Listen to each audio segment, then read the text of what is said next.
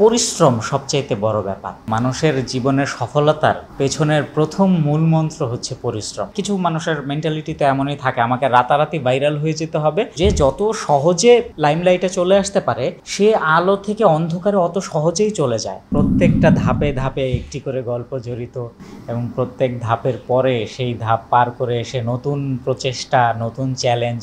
আসলেই এত বৈচিত্র্যপূর্ণ জীবন মানুষের হয় কিনা আমার জানা নেই। অনেক অনেক অনেক দূরত্ব পাড়ি দিয়ে আসতে হয়েছে এবং সবচেয়ে বড় ব্যাপার হচ্ছে যে অনেক দূরত্ব, অনেক স্ট্রাগল, পরিশ্রম সবচাইতে বড় ব্যাপার।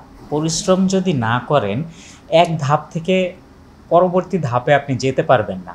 সো মানুষের জীবনের সফলতার পেছনের প্রথম মূল মন্ত্র হচ্ছে পরিশ্রম।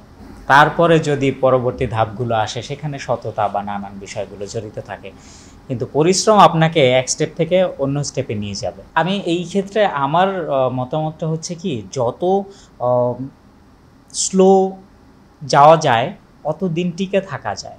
ওই যে বলে না, বা slow and steady wins the race. হ্যাঁ, আপনি যদি দীর্ঘ রেসের ঘোড়া হন, তাহলে আপনাকে ছোট ছোট পদক্ষেপে আগাতে হবে, যে আমি অনেক দিন ধরে টিকে থাকবো, আমি অনেক দূর পর্যন্ত যেতে চাই। আর যদি কিছু মানুষের মেন্টালিটিতে এমনই থাকে, আমাকে রাতারাতি ভাইরাল হয়ে যেতে হবে, আমাকে রাতারাতি মানুষের চিনে ফেলতে হবে।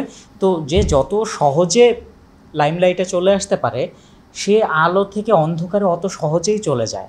সো আমার কাছে যদি জিজ্ঞেস করেন, আমি বলবো পরিশ্রম করেন, পরিশ্রম করো, এবং এই পরিশ্রমের মাধ্যমে যেটা তুমি অর্জন করবে বা যেটা আপনি অর্জন করবেন, ওটা আপনার অনেক দিন পর্যন্ত টিকে থাকবে। ওই পরিশ্রম আপনাকে টিকিয়ে রাখবে। এক্সট্রিম মশার কয়েল প্ল্যান্ট ফাইবার দিয়ে তৈরি, তাই সহজে ভাঙে না, সুগন্ধিযুক্ত ও নিরবিচ্ছিন্নভাবে জ্বলে। ডেঙ্গু, চিকুনগুনিয়া বাহি সহ যে কোনো মশার বিরুদ্ধে দেয় এক্সট্রিম সুরক্ষা।